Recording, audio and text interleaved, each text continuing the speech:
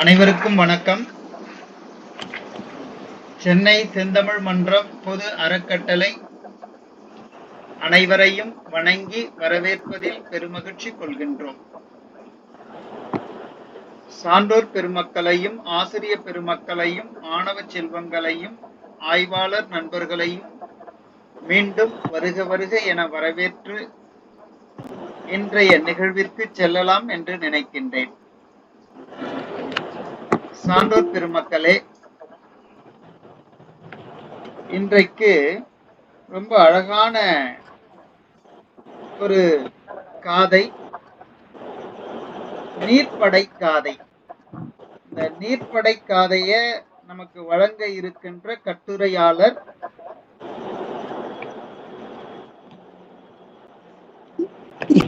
ஜெயவாணி ஸ்ரீ. அம்மா உங்க சத்தம் வந்துட்டு இருக்கு, வேற ஒண்ணும் இல்ல. முனைவர் ஜெயவாணி ஸ்ரீ முதல்வர், பொறுப்பு முதல்வராக பணியாற்றி கொண்டு வருகிறார். அரசு கலை மற்றும் அறிவியல் கல்லூரி, தாளவாடி, ஈரோடு மாவட்டம். சான்றோர் பெருமக்களே, உங்களுடைய சார்பிலும் சென்னை செந்தமிழ் மன்றத்தினுடைய சார்பிலும் மீண்டும் அவர்களை வருக வருக என வரவேற்கிறோம்.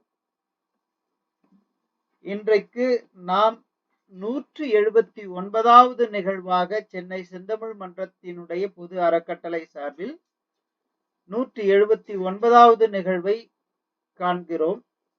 இந்த 179வது நிகழ்விற்கு வருகை தந்துள்ள அனைவரையும் மீண்டும் வருக வருக என வரவேற்கின்றேன்.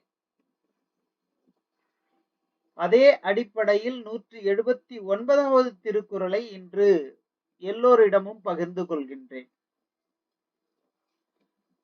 அறனறிந்து வெஃகா அறிவுடையார்,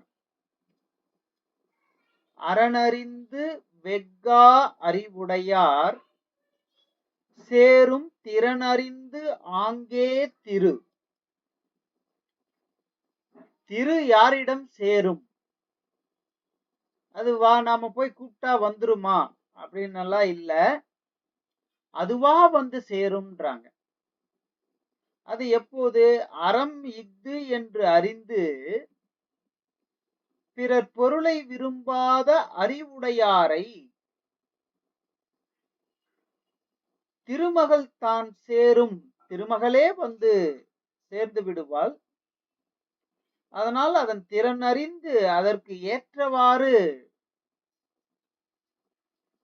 அதாவது யார் வந்து அறவழியில் நடக்கின்றார்களோ அவர்களுடைய திறன் அறிந்து அந்த திறனுக்கு ஏற்ப அவள் வந்து சேர்வாள். அததான் அழகா இங்க ரொம்ப அற்புதமாக குறிப்பிடுகின்றார்கள். அறனறிந்து வெஃகா அறிவுடையார் சேரும் திறனறிந்து ஆங்கே திரு என்று 179வது குறள் வெஃகாமை என்ற 18வது அதிகாரத்தில் 9வது திருக்குறளாக இது இடம்பெறுகிறது. இந்த செய்தியை பகிர்ந்து கொண்டதில் பெருமகிழ்ச்சி கொள்கின்றோம். மீண்டும் அனைவரையும் வரவேற்று இந்த நிகழ்வை முனைவர் ஜெயவாணி ஸ்ரீ அம்மா அவர்களிடம் ஒப்புவித்து இடம் சாருகின்றேன். நன்றி, வணக்கம்.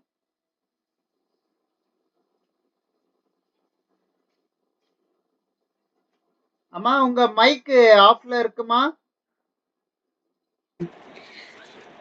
இந்த வாய்ப்பை நல்கிய ரமேஷ் ஐயா அவர்களுக்கும் இதில் பங்கு பெற்ற அனைத்து நல் உள்ளங்களுக்கும் முதல்ல என்னுடைய வணக்கத்தை தெரிவித்துக் கொள்கிறேன்.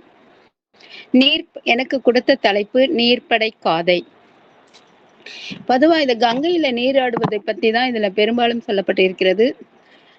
வடபேர் இமயத்தில் கடவுள் பத்தினிக்கு கல்லை கொண்டு வந்த பின்பு கனக வியாசர் தம்முடைய கதிர்முடி மேல ஏற்றி வைத்து கொண்டாராம். தென் தமிழானது என்றும் அதனுடைய ஆற்றல் அழியாது இருப்பதற்காக ஆரிய மன்னரையும் அவனுடன் வந்த படை வீரர்களையும் கொன்று குவித்ததாக கூறி அவருடைய வெற்றி சிறப்பை 8 திக்களும் பரவ வேண்டும் என்பதற்காக இந்த பகுதியானது மிகவும் சிறப்பாக அமைந்துள்ளது. இதற்கு முன் பல்வேறான போர்களை அவர்கள் நடத்தி இருந்தாலும் அது ஆண்டாக நடத்தியிருக்கலாம், மாதங்களாக நடத்தியிருக்கலாம், நாட்களாக நடத்தியிருக்கலாம். ஆனால் அவர்கள் எடுத்துக்கொண்ட காலம் ஒவ்வொன்றுக்கும் 18 என கூறப்பட்டுள்ளது. நாளாக எடுத்தால் 18 நாட்கள், மாதமாக எடுத்தால் 18 மாதங்கள், இப்படி 18 என்ற ஒரு குறிப்பில் கூறப்பட்டிருக்கிறது. ஆண்டுகளிலும் மாதங்களிலும் நாட்களிலும் நிகழ்ந்த போர்கள் அவற்றை நோக்க இந்த நாளிகையானது முடிவு செய்கிறது. 18 நாளிகையில் இப்போர் தொடங்கி ஒரு முடிவு பெறும் என்ற நிலையில் சாதனைகளை இது போன்ற விஞ்சிவிட்ட செய்திகள் பல இருந்தாலும் வரலாற்று நிகழ்ச்சியாக இது இடம்பெற்றுள்ளது. ஒரே பகல்ல முடிந்த போர் இது என்று தடித்த எழுத்துக்களில் பொறிக்கப்பட்டிருப்பதாக சொல்லப்படுகிறது. செங்குட்டுவன் தன்னுடைய மிகப்பெரிய சேனைகளோடு கங்கை பெரிய ஆற்றுக்கு வந்து கரையை அடைகின்றான். பத்தினி கடவுளுக்கு வேதியர்களை கொண்டு நீர்ப்படுத்தி தூய்மை செய்து விழாவை எடுக்கின்றார். மஞ்சள் நீர் ஆட்டின் வேந்தன் வெற்றி விழா எடுப்பதாக இச்செய்தி குறிப்பிடுகிறது. அவன் அமர்ந்து வீரர்களுக்கு பரிசு தருவதற்காக ஒரு மண்டபத்தை அமைக்கின்றார். அங்கு தங்குவதற்கு ஏற்ற வகையில் அரண்மனைகளையும் மணி மண்டபங்களையும் பொன்னால் புனையப்பட்ட மேடை அரங்குகளையும் அழகிய பந்தல்களையும் பள்ளி அறைகளையும் பூஞ்சோலைகளையும் மலர் பொய்கைகளையும் இசை பாடல்களையும் இருந்து கேட்பதற்கு தக்கவாறு அரங்கங்களை பேரிசை மன்னர்களுக்கு வேண்டுவனவும் பிற ஆரிய அரசர்கள் நூற்றுக்கணக்கோர் வந்து அமர்ந்து அதை காண்பதற்காகவும் இதை அமைத்திருக்கின்றார். அங்கே வேந்தர்கள் அமர்ந்திருந்து களத்தில் உயிர் விட்ட வீரர்களுக்காக உளமாற பாராட்டும் நடைபெறுகிறது. அவர்களுடைய வாரிசுகளாகிய அவர்கள் மக்களுக்கு சுற்றத்தற்கும் பரிசுகளை வாரி வழங்குகின்றான். உயிருடன் வெற்றி விளைவித்து திரும்பிய வீரர்களுக்கு பரிசை அள்ளி அள்ளி கொடுத்து பாராட்டுகின்றார். திருவோவக்கத்தில் பெருமிதத்தோடு வீற்றிருந்த அரசனை காண அங்கு மாடவன் என்னும் மறையவன் வந்து சேருகின்றான். வாழ்க எம் மன்னன் என்று முதற்கண் சேரனை வாழ்த்துகின்றான். அவன் பெற்ற வெற்றிகளை தொகுத்து கூறுகின்றான். மாதவி மடந்தை காணற்பாணி கனக விசையர் தம் முடித்தலை நெறிந்தது என எல்லல் சுவைப்பட இந்த பாடலை தொகுத்து கூறுகின்றான். எங்கோ எழுந்த சிறு பொறி அது கொழுந்து விட்டு எரிவது போன்று போரானது முடிவடைகிறது. வடவரை அடிமைப்படுத்தியது என்று சொல்திறன் இங்கு நாம் கூர்மையாக நோக்கத்தக்கது. அங்கு குடியிருந்த மன்னர்களுக்கு ஒரு புதிராக இச்சொல்லானது அமைந்திருந்தது. விடுகதை போல இது விளக்கமற்று இருந்தாலும் அரசன் மாடவனை நோக்கி பகைப்புலத்து அரசர் பலர் இதை அறிய மாட்டார்கள். நகை திறம்பட கூறிவிட்டாய் மறைக்கற்ற பெரியோர், நீ கூறிய உரையின் கருத்து யாது, அதனை விரித்து கூறுக என்று கேட்டுக்கொண்டதன் பேரில் செய்தியை அவர் முழுமையாக இப்பொழுது எடுத்துரைக்கின்றான். மாடலனாகிய மறையவன் மன்னனுக்கு அச்செய்திகளை விரிவாக எடுத்து கூறுகின்ற போது கடற்கரை பாட்டில் மாதவி கூற்றலில் கண்ட குறை அது ஊடலாக அமைய ஊழ்வினை காதலர் இருவரை பிரித்தது. அவன் தொடர் நிகழ்ச்சியாக கோவலன் தன் துணைவியுடன் மதுரைக்கு செல்கின்றான்.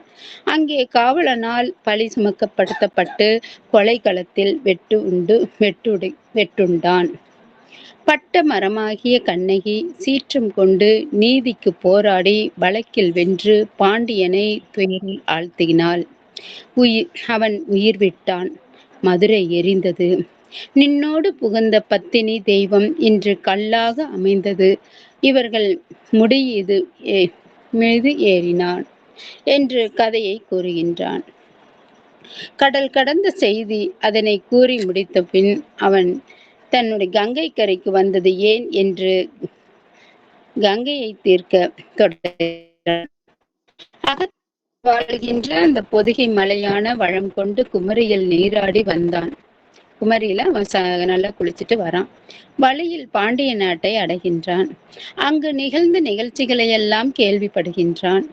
அங்கு சென்றதற்கான ஊழ்வினையை அவன் நொந்து கொள்கின்றான். தென்னவனை வழக்காடி வென்று கோவலன் பிழையுற்றவன் என்பதை கண்ணகி நிறுவி காட்டுகின்றாள். அடைக்கலமாக கண்ணகியை இடைக்குல மகள் பெற்று எடுக்கின்றாள். அவர்களை தான் காக்க முடியவில்லையே என்று அந்த பெண்ணானவள் வருந்துகின்றாள். அவர்களுக்கு கேடு நிகழ்ந்தது தன்னால் தான் என்று வருந்திய மாதரி எரியகம் புகுந்து உயிரை நீக்கின்றாள். அதிர்ச்சி மிக்க அந்த செய்தி மாடலனுக்கு தெரிந்தது. தீயது செய்த வேந்தன் தன் உயிரை விட்டு பாவ மன்னிப்பு பெற்றுவிட்டான். தன்னுடன் வந்த உத்தமருக்கு அழிவு வராத தானும் உடந்தை என்று கருதிய கவுந்தியடிகள் அதற்கு ஈடாக தன்னை அர்ப்பணித்துக் கொண்டார். உண்ணா நோன்பு ஏற்று உயிரை விடுகின்றார். இது அடுத்த அதிர்ச்சி மிக செய்தியாகிவிட்டது. அடுத்து மாடலன் தன் சொந்த நாடாகிய சோழ நாட்டை அடைகின்றான்.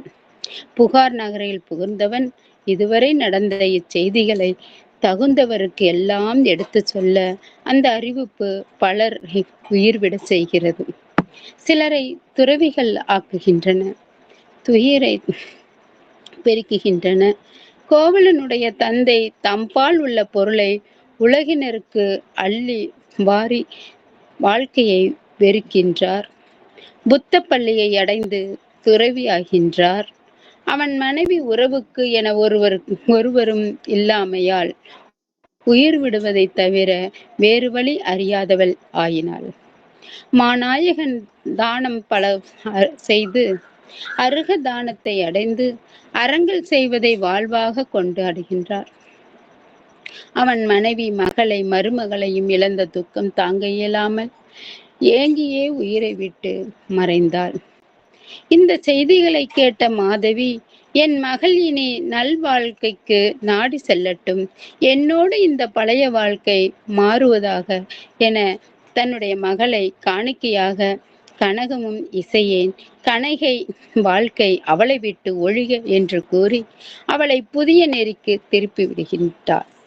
தானும் துறவியாவதற்கு உறுதி கொண்டு தலைமுடியை அடியோடு களைந்து புத்த பள்ளியை அவள் அடைந்து துறவரத்தை மேற்கொள்கிறாள்.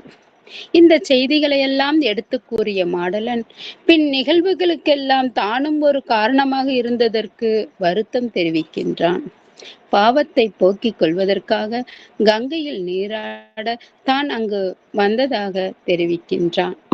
இப்பொழுது பாண்டிய நாட்டு செய்தியை பற்றி பார்ப்போம். செலியன் மறைந்த பின் பாண்டிய நாடு அதன் நிலையாது என்று சேரன் கேட்கின்றான். சேர மன்னன் கொற்கையில் இருந்த வெற்றிவேல் செலியன் என்பான் கொல்லர் ஆய்வரை கண்ணகி கோயில் முன் தலை கொய்து பழையிட்டு கொன்று தென்னவன் செய்த குற்றத்திற்கு ஈடு செய்தான். இச்செய்தி ஊரெங்கும் பரவியது. மெல்ல மெல்ல நாட்டில் அமைதியும் திரும்பியது. செலியன் அரியாசனம் ஏறுகின்றான். நாடு சீர்பெற்றது என்ற செய்தியை அறிவிக்கின்றார். அந்தி நேரம் அணுகியது. வானத்தில் பிறை தோன்றி இரவு வருதலை காட்டியது. அதன் வண்ண அழகில் அரசன் எண்ணம் செலுத்துகின்றான். அவன் மனம் அமைதி பெற்று இருந்தது. அருகில் இருந்த காலக்கணிதன் ஞாலம் ஆள்வோனை நோக்கி நாள் கணக்கிட்டு பார்த்து, இதுவரை வஞ்சியை விட்டு அங்கு வந்து திங்கள் 30 ஆயின. இனி நாடு திரும்புதல் தக்கது என ஏடு கூறுவதாக தெரிவித்தான். மாளிகை சென்று தனியே ஓய்வெடுத்தான். இது பாண்டிய நாட்டின் வரலாறு. அடுத்து சோழ நாடு சென்றான். அதற்குள் சோழ நாட்டில் செய்திகளை அறிந்த செங்குட்டுவன் என்ன நடந்தது என்பதை அறிய விரும்புகின்றான். மாடலனை மறுபடியும் அழைத்து வர வினவுகின்றான். சோழ மன்னன் கிள்ளிவளவனை எதிர்த்த குறுநில மன்னர் 9 நீ ஒரு காலத்தில் போரிட்டு வென்றாய். அவர்கள் மறைந்தனர். அதன் பின் எதிர்ப்புகள் இன்றி நாட்டை எழுறுற ஆட்சி செய்கின்றாய் என்று அரசன் மாடலன் அறிவிக்கின்றான். மாடலன் சோழர் தம் முன்னோர்களின் பெருமையை கூறி, அத்தகைய மரபில் வந்த அந்த சோழ கிள்ளி வளவன் அவன் நாட்டில் எந்த குறையுமே இல்லை என்று அறிவிக்கின்றான். விண்ணவர் வியக்கின்றனர். எழில் மூன்றினை எரிந்து வெற்றி சிறப்புடையவன் சோழன் செம்பியன். வீரத்துக்கு அவன் ஒரு சிறந்த எடுத்துக்காட்டு. புறாவின் உயிரை காப்பதற்காக தன் உடம்பினையே அறுத்து கொடுத்து பருந்தின் பசியை தீர்த்தவன் சிபிசோழன். அவன் அருளுக்கு ஒரு அடையாளமாக விளங்கியவனும் வீரமும் அருளும் மிக்க அந்த செங்கோல் வேந்தன் ஆண்ட நாடுதான் இந்த சோழ நாடு. அத்தகைய சிறப்புமிக்க இந்த நாட்டை ஆள்பவன் செங்கோல் வழுவாது இருக்கும். அவன் ஆட்சி செம்மையாக நடைபெறுகிறது என்பதை எடுத்து கூறுகின்றான்.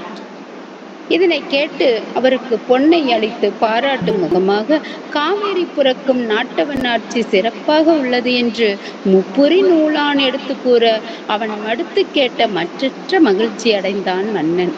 நாடுகள் பல திரிந்து நலமனைத்தையும் நவிழ்ன்ற அந்த நாளையே மதித்து செங்கோல் வேந்தனாகிய சேரன் செங்குட்டுவன் அவனுக்கு பொன்னை அளந்து கொடுத்து சிறப்பு செய்கின்றான். தன்னுடைய எடைக்கு நிகராக 50 துலாம் நிறையளவு பொன்னையும் கட்டிகளையும் அள்ளி அள்ளி கொடுத்து அட்டியின்றி தந்தானாம். இத்தனை துலாபாரம் புகுதல் என்று கூறுகின்றனர். இன்றும் கோயில்களில் துலாபாரம் நடைபெறுகிறதை நாம் காண்கிறோம். கனகவியசரை அனுப்பி அவர் வைக்கிறார். இந்த செய்தியை ஆடக பைம்பொன் மாடவனுக்கு அளித்த பின் உடன் வந்து உதவிய ஆரிய மன்னர் நூற்றவர் கணக்கரை தம் நாடுகளுக்கு செல்க என்று விடை தந்து அனுப்பி வைக்கின்றான். அதன் பின் சிறை பிடித்து வந்த அரசகுமாரர்கள், அடிமைப்படுத்தி அழைத்து வந்த பேடியர்கள், தமிழ் மன்னனை இகழ்ந்து பேசிய கனகவியசர் இவர்களை 1000 படை வீரர்களிடம் ஒப்புவித்து அவர்களை சோழ பாண்டியருக்கு காட்டி வருமாறு அனுப்புகின்றான்.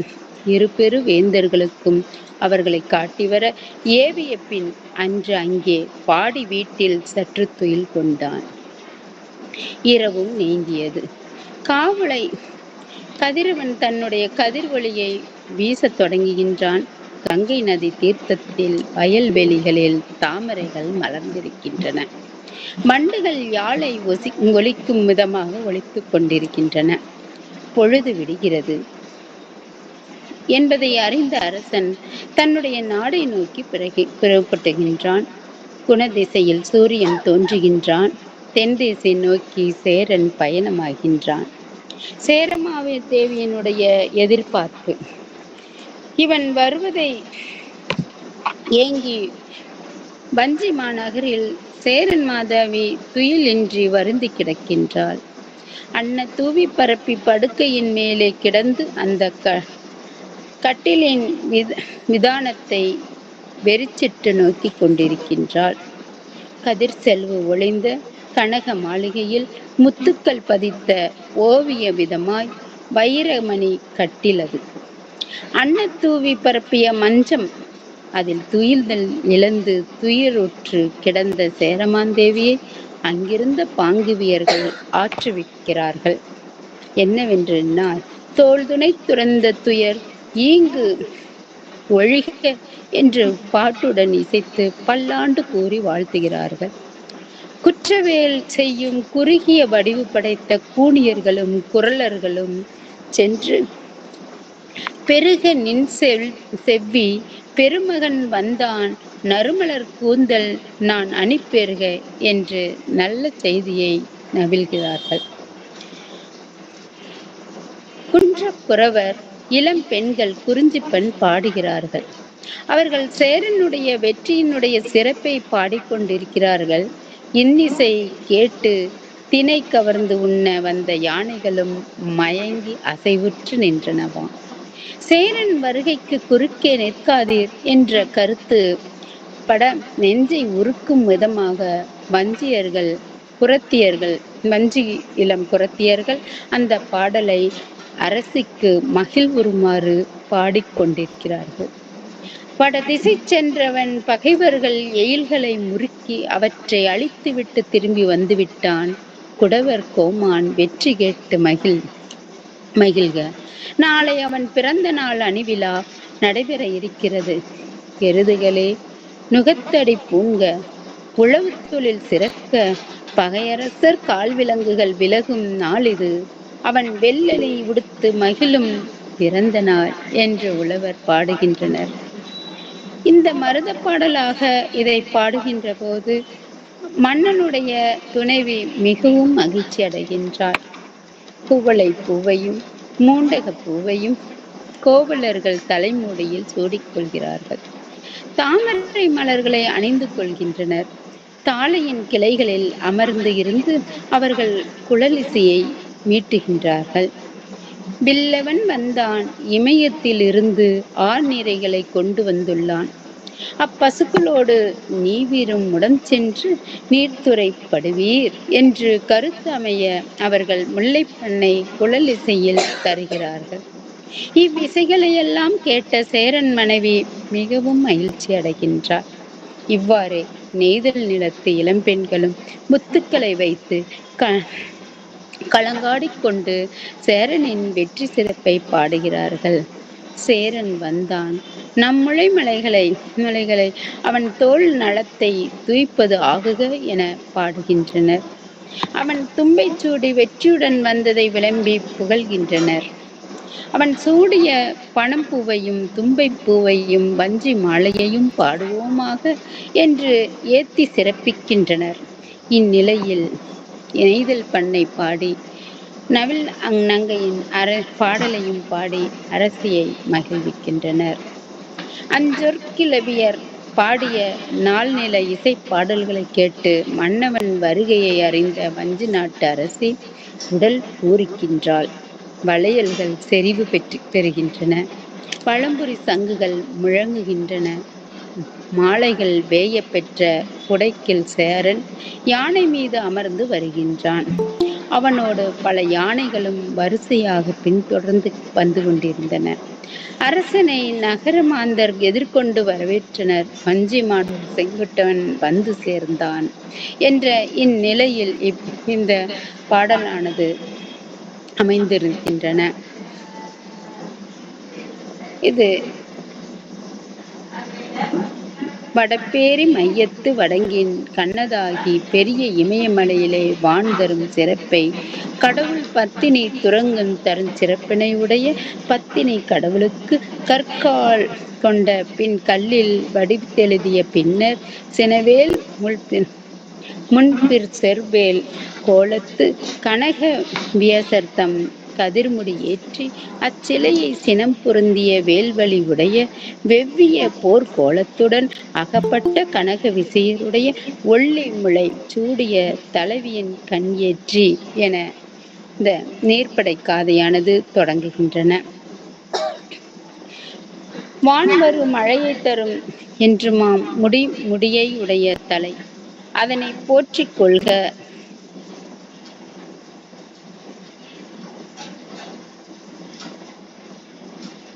செறிக்கடல் வேந்தன் என்ற தமிழ் ஆற்றல் அறியாது மலைத்த ஆரிய மன்னரை செயற்தொழில் முதியோன் செய்தொழில் பெருக உயிர்த்தொகை உண்ட ஓன்பதிரண்டு வென்று யாண்டும் மதியும் நாளும் கடிகையும் ஈண்டு நீர் ஞாலம் கூட்டி எண்கொள வருபெருந்தானை மரக்கல மருங்கின் ஒரு பகல் எல்லை உயிர்த்தொகை உண்ட செங்குட்டுவன் என்றன் சினவேற்றானையோடு இப்படியாக நான் அந்த பாடல்களை அவர் ஒவ்வொரு நிலமாக கூறி அங்கு அரசியலுடைய நிலைகளையும் கூறி இந்த மன்னன் எப்படி அந்த கண்ணகி இறந்தால் அவளுக்கு என்ன நடந்தது என்பதை ஒவ்வொரு அரசர்களும் அவர்கள் இந்த நிலைகளை அறிந்து கொள்ள விரும்புகிறார்கள். அவர்களுக்கெல்லாம் இவர்கள் குடலிசையோடு பாடலாக பாடி அவர்களை எவ்வாறெல்லாம் வந்து இப்போ அந்த பாட்டுக்கு தனித்தனியா நான் வந்து உரை சொல்றேன் பாருங்க. இது வரைக்கும் நான் ஒரு கதையை சொன்னேன். இப்போ வந்து அந்த பாடல்களுக்கு ஒவ்வொன்றுக்கும் எப்படி அவர் விளக்கத்தை கொடுத்துருக்காங்க அப்படிங்கிறத நான் சொல்லிடுறேன். இப்ப முதல் வந்து ஒரு 15 வரியில என்ன சொல்லியிருக்கிறாங்கன்னா, செங்கழல் வேந்தன் செறிந்த வேல் கடலை உடைய அந்த சேர மன்னன் அந்த தென்தமிழ் ஆற்றல் அறியாது. அவனுக்கு அந்த இதுதான் அளவிட்டு சொல்ல முடியாது, அவ்வளவு ஆற்றல்கள் அவனிடம் பொருந்தி கிடக்கிறதாம். மலைத்த ஆரிய மன்னனை தமிழன் ஆற்றலை அறியாது இவன் இப்படிதான் இருப்பான் அப்படிங்கிறத அந்த வடக்கத்தில் இருக்கக்கூடிய ஆரிய மன்னர்களுக்கு தெரியவில்லை. இருந்தாலும் ஆரியர் சாரை செய்யிற்தொழில் முதியோன் செய்தொழில் பெருக உயிர் தொகை உண்ட கொள்ளும் தொழிலை உடைய கூற்றுவனது தொழில் மிகுமாறு இந்த உயிர் கூட்டத்தை உண்ட போர்கள் 9 யாண்டு மதிலும் நாளும் கடிகையும் ஈண்டு நீர் ஞாலம் கூட்டி எண்கொள் 18 ஆகின்றிலும். அதான் சொல்றேன், திங்களா இருந்தாலும் சரி, நாளா இருந்தாலும் சரி, நாளிகை இருந்தாலும் சரி, என்னன்னு அவங்க முடிவெடுக்கிறாங்கன்னா 18 அப்படின்னு சொல்லி முடிந்தனவென்று கடல் சூழ்ந்த உலகோர் கூட்டி என்ன வரும் பெருந்தனை மரக்கல மருங்கின் பெரிய சேனைகளோடு அவன் வருகின்றான். இப்படி அந்த 18 மணி நேரத்துல என்ன நடந்தது அப்படிங்கிறத எல்லாரும் அறிந்து கொள்வதற்கு முற்படுகையில் இந்த உயிர் தொகை உண்ட அந்த சேரன் செங்குட்டுவன் ஒரு பகற்பொழுதினுக்குள்ளேயே உயிருண்ட செங்குட்டுவன் வேந்தனாகிய செங்குட்டுவன் என்று இவரை ரொம்ப புகழ்ந்து கூறுகிறார்கள். இந்த தமிழ் ஆற்றல், தமிழ் வேந்தர்களுடைய ஆற்றல், தமிழ் மறவர்களுடைய ஆற்றல், தமிழ் நாட்டவர்களுடைய ஆற்றல், செய்யிற் செற்றம் துன்புமாய் செய்யிற்தொழில் செய்யிறை விளக்கும் தொழில் உண்டனாகிய போர்கள் விலைப்பெயர் ஞாலம் ஆண்டு முதலியவற்றுடன் 92 கூட்டி 9 18 கூட்டி போர் அவற்றில் முடிந்ததென வெண்ணென்ன தேவர்சுர யுத்தம் 18 நாண்டிலும் ராம ராவண யுத்தம் 18 நாள் போர். அதுலயும் பாத்தீங்கன்னாலும் தெரியும் நம்மளுக்கு. இப்படி 18 மாதங்கள் பாண்டவருக்கும் துரியோதனனுக்கும் யுத்தம், 18 நாட்களிலும் செங்குட்டுவனுக்கும் கனக விசியருக்கும் யுத்தம் நடந்ததும் 18 நாளிகை என்று விளக்கம் சொல்லுகின்றார்கள். இந்த தேவாசுர ராமாயணத்துல மகாபாரத்திலையும் இந்த செய்தியானது போயும்படி யுதுல போர்க்களமே என்று அரியற்பாலது இவன் பேர் 18 நாளிகையும் முடிவிற்றதென்பதை, அங்க 18 நாளிகையை எப்படி இவர் முடித்தாரு அப்படிங்கிறத பெருமையாக சொல்லியிருக்கிறாங்க. எருமை கடும் பரியூர் போன் உயிர் தொகை ஒரு பகல் எல்லையுண்ணும் மென்படல் தாரிய அந்த அமரர்களுக்கு நூல் காட்டிய சூழ்கழல் வேந்தனாக இவர் இருக்கின்றார். அதாவது ஆரிய மன்னன் ஒரு பகல் எல்லை உயிர் தொகை உண்ட செங்குட்டுவன் பெருமையாக அவனுடைய நிலையை எடுத்து கூறுகின்றார். இதுல கலிங்கத்து பரணியிலையும் இந்த எப்படியெல்லாம் போர் செஞ்சாங்க அப்படிங்கிற செய்தி மிக அழகாக சொல்லப்பட்டிருக்கிறது. அதே மாதிரி இந்த செங்குட்டுவன் சினவேற்றோலையோடு கங்கை பேர் ஆற்று கரையகம் புகுந்து பார்ப்படும் மரபில் பத்தினி கடுவலை 108 மாக்களிர் என்று படை செய்து அப்படின்னு சொல்றாரு. இதுல என்ன சொல்றாருன்னா, தன்னுடைய சினத்தை வேல் தனையோடு தன் சினம் பொருந்திய வேலேந்திய சேலையம், அதாவது கையில வந்து வேலேந்தி போய் அவங்க போர் செய்வாங்க. இங்க கங்கை பேரியாற்று கரையகம் புகுந்து, அந்த கங்கையினுடைய ஓரத்துல கங்கை ஆற்றங்கரையில இவங்க கடவுளை பத்தினி கடவுளுக்கு கல்லை எடுத்துட்டு வரும் முகமாக இவங்க எல்லாரும் அங்க போயிருக்காங்க அப்படிங்கிற முகத்தாக இங்க இருக்கிறது. இந்த பத்தினி கடவுள் என்பது கடவுள் வந்து எழுதிய கல்லினை பகுதிப்பட்ட மரபிலே நீர்ப்படை செய்து என்றனாம். அந்த கல்லை வந்து கங்கையிலிருந்து எடுத்துட்டுக்குள்ள அங்க கழுவி எடுத்துட்டு வராங்க. அதுதான் அங்க வந்து நீர்ப்படை செய்தல், அதாவது நீராட்டுதல் என்ற பொருள்ல சொல்லியிருக்கிறாங்க. அடுத்தது பார்த்தீங்கன்னா, இந்த மண் பெருங்கோயில்ல மிகப்பெரிய மாளிகை. இந்த இதை கொண்டுட்டு வரும்போது எல்லா அரசர்களும் வந்து தங்கிக்கணும் அப்படிங்கிறதுக்காக ஒரு பெரிய கோயிலை கட்டுறாரு, பெரிய மாளிகைகளை கட்டுறாரு, மணிமண்டபங்களை கட்டுறாரு. அதுல மணிகள் எல்லாம் பதித்த மண்டபம் நல்ல ஜொலி ஜொலிப்பா இருக்கணுமா. இன்னைக்கு வந்து லைட் எல்லாம் அலங்காரம் பண்ற மாதிரி அங்க கலர் கலரான கல்லு வந்து நல்லா ஜொலிக்கிற மாதிரி வச்சிருந்திருக்காங்க. அந்த அளவுக்கு பொன்புனை அரங்கம் கட்டுகின்றார்கள். அந்த பொன்னால் அமைந்த அந்த நாடக சாலையும் அந்த சோலையையும் புனைப்பூ பந்தல் பூ பந்தல் அமைக்கிறாங்க. அப்புறம் பூக்களால் புனைய பெற்ற அந்த பந்தல்ல வந்து பள்ளிகள், அரசருக்குரிய பள்ளிகள், பள்ளினா அந்த காலத்துல சமணர்கள் வந்து படிக்கக்கூடிய ஒன்று சேரக்கூடிய இடங்களையும் பள்ளி என்று கூறுவார்கள். அறிவு சார்ந்தவர்கள் வாழும் இடங்களையும் பள்ளி என்று கூறுவார்கள். அப்படி அரசர்களுக்குரிய பள்ளியையும் விரிப்பூஞ்சோலைகளையும் மலர்ந்த பூக்களை உடைய சோலைகளையும் திருமலர் பொய்கைகளையும் அழகிய மலர்களை உடைய வானளவு வரிகான் அரங்கங்களை அமைக்கின்றார். அந்த இடத்துல வரி கூத்தனையை காண்பதற்கு ஏற்றவாறு அங்க இசை மன்னர்களும் மற்றவர்களும் அமர்ந்து அந்த மன்னனுடைய புகழை அனைவரும் அறியும் விதமாக எப்படி பண்ணியிருக்காங்க பாருங்க. அறிவரகர் அழகு பெற சமைத்த தெள்ளுநீர் கங்கை தென்கரை யாங்கன் தெளிந்த நீரினை உடைய கங்கை ஆற்றின் தென்கரை இடத்துல, கங்கை ஆற்றுல தென்கரை இடத்துல இருந்து அந்த வெள்ளியடை பாடி வேந்தன் புக்கு வெளியான இடத்தில் பாசறையானது. பாசறைனா மன்னர்கள் தங்கி இளைப்பாறுகின்ற அந்த இடத்திலே அங்கதான் என்ன பண்றாங்க, கோயில் என்று சொல்லக்கூடிய அரசன் இருக்கக்கூடிய மாளிகையை அமைக்கின்றார்கள். அங்க கங்கை தென்கரை கண் பேரிசை மன்னர்கள்லாம் வந்து தங்குகின்ற ஒரு கோயிலாக, அதாவது ஆரிய மன்னனால் அமைக்கப்படுகிறது என்ற செய்தி இங்க குறிப்பிட்டிருக்காங்க. அடுத்தது பார்த்தீங்கன்னா 25வது பாடல்ல என்ன சொல்றாங்கன்னா, நீல்நில மன்னன் அவர் என்ன பண்றாரு, நெஞ்சு புகழ் அளித்து பெரிய உலகாளுகின்ற அரசனது உள்ளத்து இருக்கினை தொலைத்து விட்டு வானவருடைய மகளிர்களை வதுவை சூட்டும் அயர்ந்தோர் தேவ மகளிர் மண்மாலை சூட்ட பெற்றோரும் அப்படின்னு என்ன சொல்றாங்கன்னா, பெரிய பெரிய தேவர்களுடைய ஆசை பெற்றவர்கள் இங்கு வந்து ஒன்று கூடி தேவ மகளிர்களாக அங்க மணமாலையை சூட்டி கொண்டு வந்து அமர்ந்திருக்கிறார்கள். அப்படி அழகழகான பெண்கள் எல்லாம் அங்க இருக்கிறார்கள் அப்படிங்கிறார்.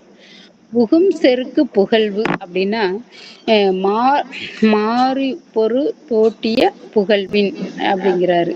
இங்க என்னன்னா வதுவை மணமாலை ஆகு பெயராக சொல்லியிருக்கிறாங்க. வதுவை உயர்ந்தோர் அப்படின்னாக்கா போர்க்களத்துல இறந்து போனவங்களுடைய நிலைகளை அறிந்து கொள்வதற்காக அப்படிங்கிறது தான். அவங்க நிலைகளை எப்படி வீரமாக அவர்கள் இறந்தார்களோ அவர்களை நினைவு கூறும் வகையில் அப்படிங்கிறது தான் இங்க முக்கியமான ஒரு குறிப்பா சொல்றாங்க.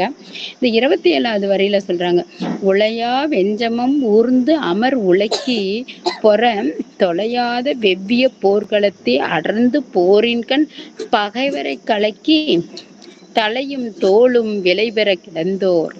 இங்க எப்படி கிடக்குறாங்க பாருங்க, போர்ல பகைவர் கலங்கினுமா அந்த மாதிரி தலையையும் தோலையும் வெட்டி வீசி அதை கண்ட அந்த மன்னன், ஆகா நம்ம மயிரர்கள் இவ்வளவு சிரத்தையோட போர் படைஞ்சிருக்காங்களே அப்படின்னு அவங்க மேல அவருக்கு அன்பு தானா பொழிதான். தலையும் தோளும் வேறு வேறாக கிடந்த மாதிரி அவர் வெட்டி வீசி வீழ்த்திருக்கிறாங்க. விலை பெறுதல் மதிப்பெறுதல், இதை வந்து இந்த அவங்க உயிரை கொடுத்ததுக்கு மதிப்பே கிடையாது அப்படின்னு சொல்றாரு. அடுத்தது பார்த்தீங்க அப்படின்னாக்கா 30வது இதுல 29 30வது வரியில சொல்றாரு, நாள் விலை கிளையுள் தம் வாழ்நாளை விலையாக தருகின்ற மறவரும் நல் அமர் அழுதுவத்து நல்ல ஒரு களப்பரப்பிலே வாழ்வினை முடித்து மற்றோடு முடைந்தார் வாளார் செய்யும் வினை அனைத்தையும் செய்து முடித்தார். அவங்க செஞ்ச அந்த வீரத்துக்கு நாள் விலை கிளை, அரசன் அளித்த செஞ்சோற்றுக்கு சிறப்புக்கும் விலையாக தன்னுடைய வாழ்நாளையே தரலாமா அந்த மன்னன். அப்படியா மறவர்னா வீரர்கள், கிளையுள் என்பதனை இடைநிலை விளக்கமாக கொண்டு இங்கே அவங்க வாழ்ந்த நிலைகளை முன்னும் பின்னுமாக எடுத்து நம்மளுக்கு கூறும் விதமாக அமைத்திருக்காங்க. அடுத்தது இந்த 31வது வரியில, குளிக்கட் பேய்மகளை குரவியின் தொடுத்த குளிர்ந்த கண்ணினையுடைய பேய்மகள் அவ என்ன பண்றாளாம், மண்டிலமிட்டும் குரவையுடன் தொடுத்து வழிமருகு ஏத்த வாளோடு மறைந்தறான். அவங்க எல்லாரும் எப்படி செத்து போயிட்டாங்கன்னாக்கா, கையில வாளை வச்சுட்டு அதாவது வீர மரணத்தோடய செத்து போயும் அந்த வாளை அவங்க கீழே விடல. அப்படி அவங்க மன்னனுக்காக தன்னுடைய உயிரை ஈந்திற்காக அவர்களை போற்றுவதற்கு சொற்களே இல்லை என்பது போல தொடுத்து ஏந்து இவர் வீரம் கண்டு அவர் வழியில் உள்ளாரையும் ஏத்திற்று என்க அப்படின்னு இங்க சொல்லியிருக்கிறாங்க. அடுத்தது பாத்தீங்கன்னா 33வது இதுல 34வது வரியில, கிளைகள் தம்மோடு தமக்கு குறவாகிய வீரர்களுடன் கிளர்பூண் அகத்து வளையோர்மடைய மடைந்தோர் விளங்குகின்ற அந்த பூண் அணிந்த மார்பினையும் வளையினையும் உடைய அந்த மகளிர் உடன்மடைய இறந்தோரும் ஆகிய இவர்களின் மைந்தர்கள் ஆண்மையுடையவர்கள். அதாவது இந்த பெண்கள் எல்லாம் அந்த உடலை போய் பார்க்குறாங்க. என்னுடைய கணவன் புறமிதகிட்டானா இல்லை வீரத்தோடு இறந்தானா என்று பார்க்கிறார்கள். அவன் வீரத்தோடு இறந்தான் என்பதை தெரிஞ்சுட்டு தான் கணவன் தன்னை விட்டு போயிட்டானேங்கன்னு நினைக்கல, நான் தன்னுடைய நாட்டுக்காக உயிரையே கொடுத்துருக்காங்க அப்படின்னு சொல்லி அவங்க அகம் மகிழ்ந்து ரொம்ப சந்தோஷப்படுறாங்க. இப்படி கிளைகள் தம்மோடு மடைந்தார் வளையோர் மடைய மடந்தோர் என்க. இதுல நானும் உன்னோட இறக்குறேன்னு சொல்லி இறந்தவங்களும் உண்டு. இனி வளையோர் தம் கிளர் புணர்த்து பொருந்தி மடைய மடைந்தோர் எனலும் அமையும். அதாவது இங்க பாச குடகுமிடையார் பனிநீர் மூழ்கார் மார்க்கம் பொருந்திய கமைந்தனரே என்று கூறுகிறார். இதுல பார்த்து புறநானூறுல இந்த செய்தியானது இடம்பெற்றிருக்கிறது. அதுவே இந்த தொல்காப்பியத்துல பொருள் அதிகாரத்துல சொல்லியிருக்காங்க, முளையும் முகனும் சேர்த்தி கொண்டோன்றலையோடு முடிந்த நிலை அப்படின்னு சொல்லியிருக்காங்க. அதாவது தொல்காப்பியர் வதுவை சூட்ட உயர்ந்தோர் முதலாக கூறிய துஞ்சிய வீரர்களின் மைந்தர் என்க அப்படின்னு சொன்ன அந்த குறிப்பு இந்த இடத்துல நம்ம நோக்கத்தக்கது. அடுத்தபடியாக 35, 36ல பார்த்தீங்கன்னா, மலைத்து தலைவந்தோர் வாளோடு மடைய தலைத்தார் வாகை தம் முடிக்கு அணிந்தார் மாறுபட்டு தம்பார் புறவந்தோர் வாளனுடைய முதன்மையுடைய வாகை மாலையனை தம் முடியில் சூடியோரும் உண்டு. அதுல வீரத்தை அடைந்தவர்கள் தும்பை பூவை சூடி வெற்றி கொண்டோம் என்று தன்னுடைய நிலைகளை எடுத்து காட்டுகின்றார்கள். தார் தூசி படையென கொண்டு அந்த பழைய படையவே அவங்க தூசியாக நினைச்சு அதெல்லாம் தோற்கடிச்சிட்டு வந்தாங்களாம். தலைவர் வந்தோராகிய தூசி படையினை மடிய எண்ணலுமா, அதாவது வாகை அணிந்தோர் பகைவரது புறக்குடை கண்டு மீண்டோர் அவர். அவங்கெல்லாம் வீரத்தோடு போரிட்டு நாங்க ஜெயிச்சிட்டோம் அப்படின்னு சொல்ற அளவுக்கு அவர்கள் வாழ்ந்திருக்கிறார்கள். அடுத்தது 37, 38வது வரியில பார்த்தீங்கன்னா, தீண்டேர் கொடுஞ்சியோடு தேரோர் வீல உறுதிபாருடைய தேர்களது மொட்டோடும் தேர் வீரரும் புன்னோய் குருதியில் பொழிந்த மைந்தரும். அதாவது சில பேர் அடிபட்டு காயம் இருந்திருக்கும், சில பேர் கை கால் கூட முறிஞ்சு போய் இருந்திருப்பாங்க. இவங்கெல்லாம் கூட பார்த்தீங்க அப்படின்னாக்கா புன்னின்று போர்ந்த குருதி படிதலால் பொலிவுற்ற வீரரும் என்று சொல்றாங்க. அந்த தேரேந்தி வந்த அந்த பகைவர்கள் புண்ணாகி போர்க்கவங்களும் உண்டு அப்படிங்கிற இதுல சொல்லியிருக்காங்க. அடுத்தது பார்த்தீங்கன்னா, மாற்றரன் சிறப்பின் மணிமுடி கருந்தலை பெயர் தறிய சிறப்புடைய மணிமுடி கவிந்த பெரிய தலையினை கூற்று கண்டோட அறிந்து களம் கொண்டோர் கூற்றுவனும் இறக்கப்படுறாராம். அந்த போர்க்களத்துல தமதாக்கி கொண்டோரும், கூற்றுவன தமதாக்கி கொண்டா தன்னுடைய உயிரை விட்டவர்களும் உண்டு. மாறு என்பது மாற்றென விகாரமாக இங்க சொல்லியிருக்கிறாங்க. அதாவது மாறு ஒப்பு மணிமுடி கருதலை மாற்றரசருடைய தலைய கண்ணோட்டமின்றி உயிர் அவ்வும் கூற்றுவனும் கண்ணோட என்றார். இந்த செய்தியானது நமக்கு எங்க சொல்லியிருக்காங்க அப்படின்னா, புறநானூற்றுல கூற்று கண்ணோடிய வெறுவரு பரந்தலை என்று கூறுவதால இந்த செய்தியானது நம்மளால அறிந்து கொள்ள முடிகிறது. அடுத்தபடியாக அவங்களுடைய நிறமானது சிதை கவியமோடு நிறப்புண் கூர்ந்து உரு சிதைந்த கவசத்தோடு மார்பினை கண்புண் மிக பெற்று இந்த புறம் பெற வந்த போர்வான் மறவர் பகைவர் புறத்தை கண்ட அந்த அளவுல அந்த போரை வாழ்வீரரும், அதாவது நிறம் இரண்டனுள் முன்னது வடிவமாகவும் பின்னது மார்பாகவும் இங்கு சொல்லப்பட்டிருக்கின்றன. அடுத்தபடியாக இவர்கள் வருக தாமென வாகை பொலந்தோடு பொன்னாளாகிய வாகை மலர்களை பெருநாள் அமையம் பிறக்கிட கெடுத்தும் பெரிய நாளில் கொடுத்தும் பொழுதொழிய நெடும் பொழுதில் இருந்து கொடுத்தோடு ஆர்போர்ந்தை தும்பையோடு முடித்து அந்த இதழ் பொருந்திய பனம்பூ மாலையினை தும்பை மாலையோட சூடிக்கிட்டாங்களாம். தும்பை மாலையோட அந்த பனம்பூவையும் சேர்த்து கட்டி முற்றிய கொற்றை வேந்தனுடைய வீரரை பாடுகின்ற ஒரு புறத்துறையெல்லாம் முடிந்து பாடல் கொண்டு வெற்றியை அடைகின்ற அந்த மன்னனுக்கு ஆடுகொள் மார்போடு அரசு விளங்கும் இருக்கையை வெற்றி கொண்ட மார்போடு விளக்குகின்றார். அந்த அரசர் இருக்கை கண்ணை என்ன சொல்றார் ராம்பரம், அடிந்தோர் மைந்தரும் அணிந்தோரும் பொழிந்த மைந்தரும் களங்கொண்டோரும் வான்மரவரும் வருகவென வரவழைத்து வாகை குழந்து அளித்த வீரர்களுடைய வீர செய்கைகளை இங்கே பாராட்டி சொல்லும் முகமாக குறிப்பிடுகின்றார். அதாவது பிறந்த நாள் வயிற்றொடுக்கும் பொழுது பின்னாகும்படி என்று இங்கு உரைக்கிறதை நம்ம பார்க்க முடிகிறது. அடுத்தது இவங்க 50வது வரைக்கும் பார்க்கணும். மாடல மறையோன் வந்து தோன்றி வழுகவும் மாதனி மடந்தை. இங்க என்ன சொல்றாருன்னா, மாடலனாகிய அந்தனர் அரசர் முன் வந்து தோன்றி வாழ்க அப்படின்னு சொல்லிட்டு எங்கோ எம்பேந்த வாழ்வாயாக மாதவி மடந்தை காணற்பாணி மாதவியாகிய மகள் காணல் வரி பாட்டு இங்கே சொல்லியிருக்காங்க. கனக விசையர் தம் முடிந்தலை நெரிக்கிறார். கனகனும் விசயனும் என்பாருடைய முடியணைந்த தலையினை நெரிக்கிறது. முதுநீர் ஞாலம் அடிப்படுத்த ஆண்ட அரசே வாழ்கவென அப்படின்னு சொல்றாரு இங்க. அதாவது கடல் சூழ்ந்த இந்த உலகத்தினை தனக்கு கீழே ஆட்சி புரிந்து மன்னனாக நீ வாழணும் என்னைக்கும் அப்படின்னு சொல்லி வாழ்த்துகின்றார்கள். நெறித்தது நெருங்கி வருந்தியது அப்படின்னு அர்த்தம். இப்ப மாதவி பாடிய காணல் வரிய கோவலன் கேட்டு தவறாக புரிந்து கொள்கின்றான். என்னை நோக்கி எல்லாரும் ஏதாவது ஒரு தேவையை நோக்கி வருவாங்க, ஆனா நீ என்னை நோக்கி என்னையவே கேட்டு வந்திருக்கிற அப்படிங்கிற ஒரு சந்தோஷத்துல பாடினத அவன் கோவலன் நம்மள இவ கேவலமா நினைக்கிறா, எல்லாரோட மன்னரை பத்தி பேசுகின்ற போது தன்னையும் அவங்களோட ஒப்பிட்டு பேசுறான்னு தவறாக எண்ணிக்கொண்டு அவளை விட்டு பிரிய அந்த நேரத்தை யாரு சொல்றா, மாடலன் எடுத்து சொல்ற மாதிரி இந்த இடத்துல இருக்கு. மதுரை சென்று கொலைபட அது பொறாத கண்ணகி மதுரையை எரிச்சா. குன்றத்து தன்னுடைய கணவனை துடித்துறக்கம் புக்கான் அவளை தெய்வமாக எல்லாரும் வழிபடுறதுக்காக விரும்புறாங்க.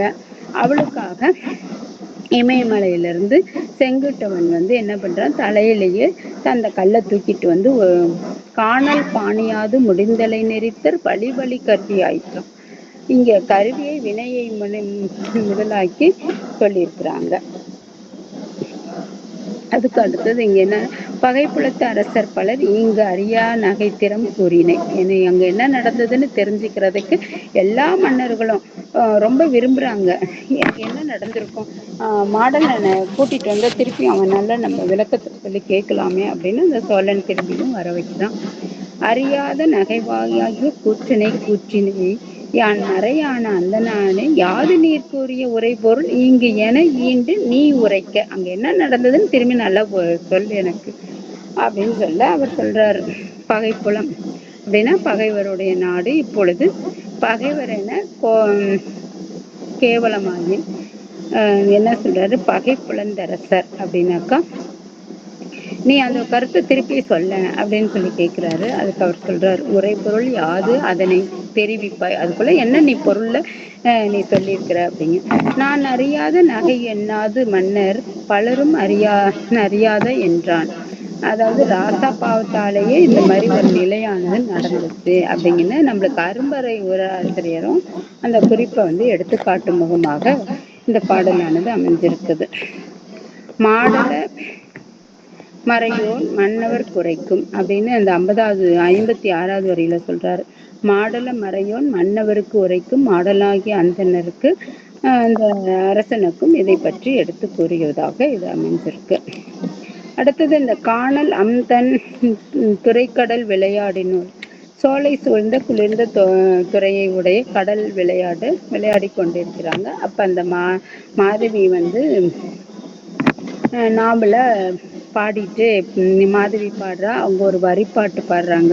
ஊடல் காலத்து ஊழ்வினை உறுத்து எல, அதாவது ஊழ்வினை ஊட்டு உறுத்துங்கிற மாதிரி அவளுடைய வாய் சொல்லி அவளுக்கு அது தவறான ஒரு நிலையாக மாறிவிடுகிறது. பொழுது முன்னே வினையானது பயனளிக்க உருகொண்டு எதிரிலான் கூடாது பிரிந்து அங்க அந்த மாதவி பண்ணது அங்கிருந்து பிரிஞ்சு போறான். போயிட்டு தன்னுடைய குலக்கொடின்னு சொல்லக்கூடிய கண்ணகியோட சேர்றான். மாடமூதூர் அந்த மதுரைக்கு போய் உள்ள போறாங்க.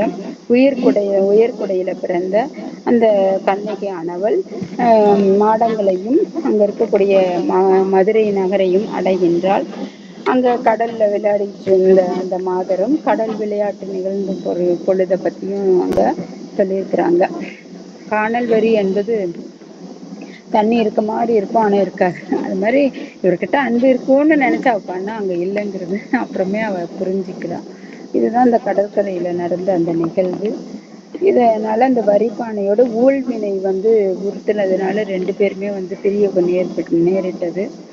இந்த நிலைகளை பத்தி சிலப்பதிகாரத்துல ஏற்கனவே யாழிசை மேல் வைத்து தன் ஊழ்வினை உறுத்தலாகின் உற்ற முகத்தானை கவ்வுக்கை நிகழ்ந்தனையாய் என்று முன்னையே ஒரு தடவை இந்த வரியை எடுத்து அவர் சொல்லியிருக்கிறார். 7வது அத்தியாயத்துல 55, 56வது பாடல் வரையில இந்த வரியானது மீண்டும் வருகிறது. அடுத்தது பாத்தீங்கன்னாக்கா அங்க அந்த மாடமோதிர் மதுரை புக்காங்கு அங்க வேந்தன் எழில்வான் எய்த கொலை களப்படுறாரு இந்த கோவலன். அது நம்மளுக்கு 61வது பாட்டுல இருந்து 65 வரைக்கும் சொல்லியிருக்கிறாங்க. அந்த கொலை எப்படி நடந்தது. அங்கு இளைந்தோர் வேந்தன் எழில்வான் எய்த அந்நகரத்துல தலைவிரிய மாலை அணிந்து பாண்டியன் அழகிய துறத்தினை அடைய கொலைகளப்பட்டான் கோவலன். இப்ப இந்த மனைவி என்ன பண்றா? கொலையுண்ட கோவலனுடைய மனைவியானவள் கண்ணகி, குடவர் கோவே நின்னாடு புகுந்து குடநாட்டினர் தலைவனே நின் நாட்டின் கண்புக்கு வடதிசை மன்னர் மணிமுடி ஏற்றினர் வடக்கண் ஆரியவட்டு முடிதலைவி வேற்றினாள். அதாவது இவ என்ன சொல்ற, வானத்தெய்தும்படி செயல் இங்க எச்சமாக காரியத்தினுடைய பொருட்டாக சொல்றா. நீ கொஞ்சம் கூட ஒரு மன்னன் என்ன பண்ணணும், நல்லா ஆய்ந்து தூய்ந்து இது என்ன நடந்தது அப்படிங்கிறத தெரிஞ்சுக்காமலே நீ இந்த மாதிரி செஞ்சிட்டியே அப்படின்னு தன்னுடைய ஆதங்கத்தை அவள் வெளிப்படுத்தும் முகமாக இங்க பதிவு செய்திருக்கிறார்.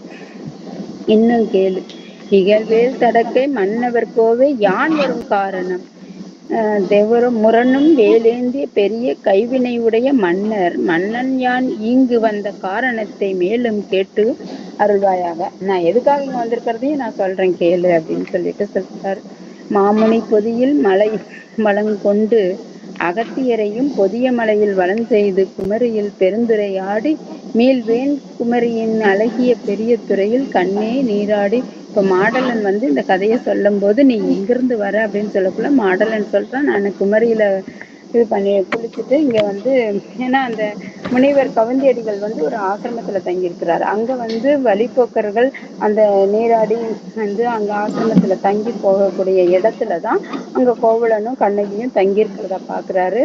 அப்ப அந்த மாடலன் சொல்றான், இந்த இடத்துல பெண்கள் பெண்ணும் ஆணும் வந்து என்ன ஒண்ணா சேர்ந்து தங்குறது தப்பு. அது பெண்களை வந்து ஒரு மடாலயத்துல தங்க வைக்கிறது ரொம்ப தப்பு.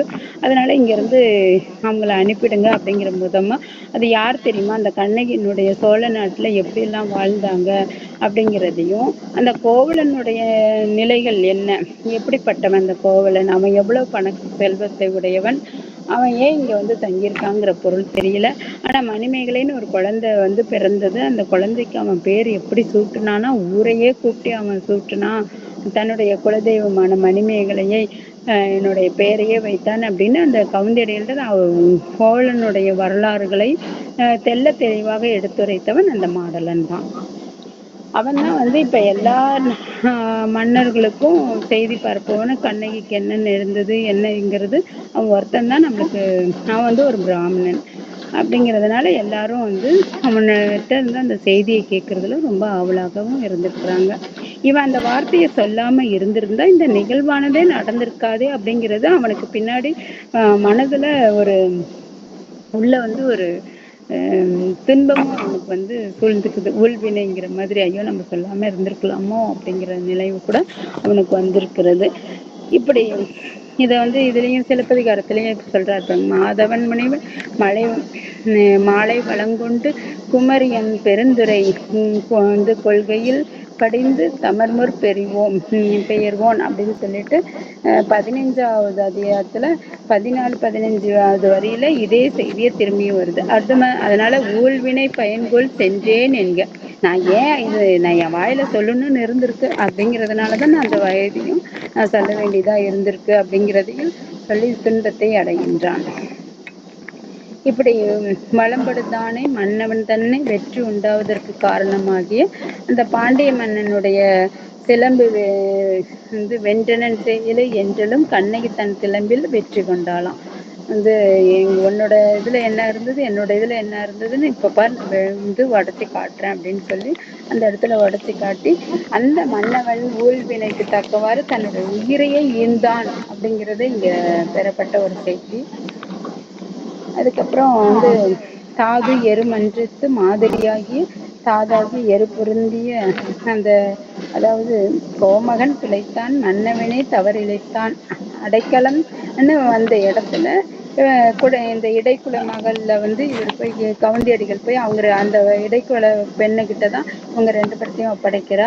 அவ என்ன நினைக்கிறா, நம்ம இன்னைக்கு தடுத்திருந்தா ஒருவேளை அவன் உயிர் பெற்றிருப்பானோ அப்படின்னு அவ தன்னுடைய குறைகளை எடுத்துக்கொள்கின்றார். எல்லாம் விதி வளையது என்பது போல அங்க நீதி செங்கோல் வலுவினையை பத்தி இங்க நிறைய எடுத்து சொல்லியிருக்கிறாங்க. அடுத்தது பாத்தீங்க அப்படின்னாக்கா கவுந்தினுடைய சீற்றம். ஐயோ நம்ம அவ சொல்லி நம்ம தானே இங்க மதுரைக்கு கூட்டிட்டு வந்தோம், இவங்கள கூட்டிட்டு வந்து இப்படி ஒரு நிலைக்கு நம்மளே தள்ளிட்டோமேனு அவருடைய மனசும் வந்து ரொம்ப கலங்கப்பட்டு அவரும் உயிரை விட்டுறாரு. ஆக இந்த நீர்ப்படை காதைங்கிறதுல பாத்தீங்க அப்படின்னா ஒவ்வொருத்தரும் தன்னுடைய வினையால செத்திருப்பாங்களோ, தன்னாலதான் இது நடந்திருக்குமோ அப்படின்னு ஒவ்வொருத்தருக்கும் ஒவ்வொரு குற்ற உணர்ச்சி இருந்திருக்கு. இதை எல்லாத்தையும் களைவதற்கு இந்த கங்கையே ஒரு தீர்ப்பு அப்படிங்கிற முறையில தான் இந்த பகுதியானது அமைஞ்சிருக்கு என்று சொல்லிக்கலாம். நம்ம நேரம் கருதி இந்த இதை இதோட முடித்துக் கொள்கின்றேன். நிறைய நம்ம கூட பார்த்திருப்போம். இப்ப நம்ம வீட்லயே ஒரு இறப்பு ஏற்பட்டுருச்சுன்னா, ஐயோ நம்ம கவனிச்சிருக்கலாமா, கடைசி நேரத்துல நம்மளாவது அந்த டாக்டர்கிட்ட கூட்டிட்டு போயிருந்திருக்கலாமா, அவங்களுக்குள்ள மனசுல இறக்குற தருவானத்துல என்னெல்லாமோ நினைச்சிருப்பாங்களே நம்ம அப்படிங்கிற ஒரு குற்ற உணர்வு ஏதோ ஒரு விதத்துல ஏதோ ஒரு நிலையில நம்மளையும் ஆட்கொள்வது போல இந்த ஒவ்வொரு கதாபாத்திரத்துக்கும் கோவலனுடைய கண்ணகியனுடைய கோவலனுடைய யாரு எல்லாம் இருந்தாங்களோ அவங்க எல்லாரும் ஒரு வகையில தன்னுடைய மனசுல தன்னால் நிகழ்ந்ததோ என்று அறிமுகமாக துன்பப்பட்டிருக்காங்க அப்படிங்கிறது இது நிறைய நல்ல வெளிப்படையாக தெரிகிறது. இது எல்லாமே வந்து அந்த கண்ணகியை வந்து கொண்டு வந்து கங்கையிலிருந்து கொண்டு வந்து அவளை வழிபட்டு நாமும் நம்மளுடைய துயர்களை தீர்த்து கொள்ளலாம் என்ற வகையில இந்த நீர்ப்படை காதையானது அமைத்திருக்கிறார்கள் என்று கூறி இந்த உரையை என்னுடைய உரையை முடித்துக் கொள்கின்றேன். இதையிலையும் மணிமேகலையும் அது அவளும் பாருங்க, நான் கல்யாணம் பண்ணிக்க கூடாது, ஒரே இந்த கடைசியா ஒரு நிகழ்ச்சி மட்டும் சொல்லிடுறேன். தானும் மாதவி தன் துறவியாயிரணும்னு நினைக்கிறா. எல்லா பெண்களும் கல்யாணம் பண்ணுனா ஒவ்வொரு வகையில துன்பப்படுறாங்க. ஏன் இந்த கல்யாணத்தை நம்ம பண்ணிக்கிட்டோம் அப்படின்னு மாதவி என்கிறா. கண்ணகியும் பார்த்தீங்கன்னா கல்யாணம் பண்ணியும் சரியா வாழாம அவளுடைய வாழ்க்கையும் போயிடுது. இப்படி தான் சந்திச்ச அந்த இதுல மணிமேகலை நினைக்கிறோம், ரெண்டம்மா பெண்களும் இப்படி நிக்கிறாங்க, நம்மளுடைய தோழியும் இந்த மாதிரி ஒரு நிலையில பாதிக்கப்பட்டிருக்கா, இந்த கல்யாணமே வேண்டாம் இனிமேட்டுக்கு அப்படின்னு அந்த பௌத்தத்துல போய் சேர்ற அந்த செய்தியை கூட இந்த இடத்துல நம்மளுக்கு நினைவு கூறக்கூடிய ஒரு நிகழ்வு. என்ன சொல்றாருனாக்கா, மாதவி துறவியை மேற்கொள்கின்றாள் அப்படின்னு மணிமேகலை 2வது அத்தியாயத்துல 10வது வரியில சொல்லுது. துறவியும் தோன்றி அப்படின்னு அவளும் மணிமேகலையும் துறவியை ஏற்றுக்கொண்டாள் அப்படிங்கிறத பத்தி 20வது அத்தியாயத்துல 58வது வரையிலையும் துறவிகளாக கூடிய அந்த இருவரும் கல்யாணம் பண்ணியும் அந்த மாதிரி இருக்காங்க அப்படிங்கிறத சொல்றார். அதே மாதிரி மாதவியை மணிமேகலைய முன் ஜென்மத்தினுடைய காதலன் பாக்குறான். அத கூட அவ என்ன பண்ணல, ஏத்துக்கல, பயந்துகிட்டு போய் ஒளிஞ்சுக்கிறா. அப்ப அந்த மணிமேகலை தெய்வம் காப்பாற்றி தன்னுடைய நிலையை அவ அறிந்து கொள்வதற்கும் அது உதவியா இருக்கிறது. ஆக இதுல எல்லாத்துலயும் என்ன சொல்றாங்கன்னா, தன் வாழ்க்கையில ஏதோ ஒரு இடத்துல நம்ம ஒரு தாக்கத்தை ஏற்படுத்தி இருக்கிறது. அந்த தாக்கத்தினால நம்ம எடுக்கக்கூடிய முடிவுகள் எல்லாம் காரணம் இறைவனே, நம்ம செஞ்ச ஊழ்வினையே அப்படிங்கிறதுலதான் இதை சொல்லி வச்சிருக்காங்கிற சொல்லி என்னுடைய உரையை இதோடு முடித்துக் கொள்கிறேன். இந்த நல்வாய்ப்பு வழங்கிய ஐயா ரமேஷ் ஐயா அவர்களுக்கு கோடான கோடி நன்றியை தெரிவித்துக் கொள்கின்றேன். இதுகாரும் அமைதியோடு நல்ல என்னோட கேட்டு கேட்ட அனைத்து நல்லுள்ளங்களுக்கும் நன்றியை கூறி விடைபெறுகிறேன். நன்றி, வணக்கம். மிக்க நன்றிங்கம்மா. ரொம்ப அழகா கதையை சொல்லி, அதுக்கப்புறம் ஒவ்வொரு அடிக்கும் என்னென்ன விளக்கங்கள் இருக்குதுன்னு எடுத்துக்காட்டி, ஒவ்வொரு அடியும் எங்கெங்கெல்லாம் தொடர்பு இருக்கு அப்படின்னு பல அடிகளை எடுத்துக்காட்டி நிறைவு செஞ்சிருக்கிறீங்க. மிக்க மகிழ்ச்சி. நன்றிங்கம்மா. சான்றோர் பெருமக்களே, கலந்துரையாடுவோம், வாருங்கள்.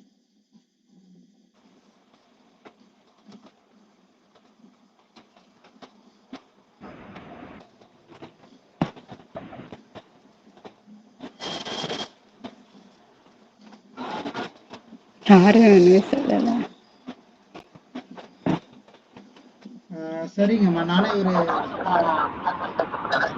சொல்லுங்க. ஒண்ணு இல்ல, இந்த கோவலனுடைய இறப்பை கேட்டு அவருடைய பெற்றோர் பட்ட துன்பத்தை எல்லாம் சொல்றாங்க இல்லையா இதுல. ஆமாங்க, முக்கியமா அதாங்க அந்த கவிஞர்கள் கூட்டிட்டு போனதுனால ஒரு துன்பம் அவர் நம்மளால நடந்ததான்னு நினைக்கிறாரு. அந்த ஆசிரமத்துல இருக்கக்குள்ள பார்த்த அந்த மாடலனும் நம்ம சொல்லாம இருந்திருந்தா ஒருவேளை அவங்க ஆசிரமத்திலேயே தங்கியிருப்பாங்களோ, அது மாதிரி தானே கேக்குறீங்க? இல்ல, அவருடைய பெற்றோரும் என்ன நினைக்கிறாங்கன்னா, நம்ம இதை கேட்காம அவன் இஷ்டத்துக்கு கல்யாணம் பண்ணி தன்னிட்ட பொருள் கேட்கவே இல்லை இல்லைங்களா, அவர் போய் அவங்க அப்பா கிட்ட கேட்கவே இல்லை. ஐயோ, நம்ம இவ்வளவு செல்வங்கள் செலுத்திருந்தா நம்ம கிட்ட ஒரே பையனா இருந்தா நம்ம கவனிக்காம விட்டுட்டோமேங்கிற ஒரு மனநிலை, இப்படி போயிட்டானே அப்படிங்கறதுல அவரும் தன்னிட்டு இருந்தது எல்லாத்தையும் வாரி வழங்கிட்டு அவரும் இறந்துடுறாரு. ரொம்ப மகிழ்ச்சி, ரொம்ப மகிழ்ச்சி. ஐயா வணக்கம். ஐயா வணக்கம். வணக்கம், பேசுங்க. ரொம்ப நன்றியா, நன்றியா. ரொம்ப அற்புதமான காதை. ஏன்னா எல்லோருமே தான் ஒரு காரணமாக இருப்போமோ என்று நல்லவர்கள் மட்டும் தான் நினைப்பார்கள், மற்றவர்கள் நினைக்க மாட்டாரு. எல்லாத்துக்கும் அவன் தான் காரணம்னு எல்லாரும் சொல்லுவாங்க. இதுல எல்லாரும் பாத்தீங்கன்னா நாம் அதுக்கு ஏதாவது காரணமா இருப்போமோ.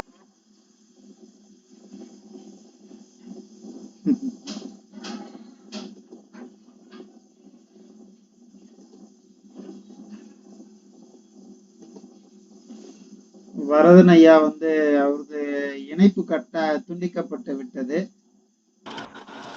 திடீர்னு கட் ஆயிடுச்சு. மத்தவங்க பேசலாம்.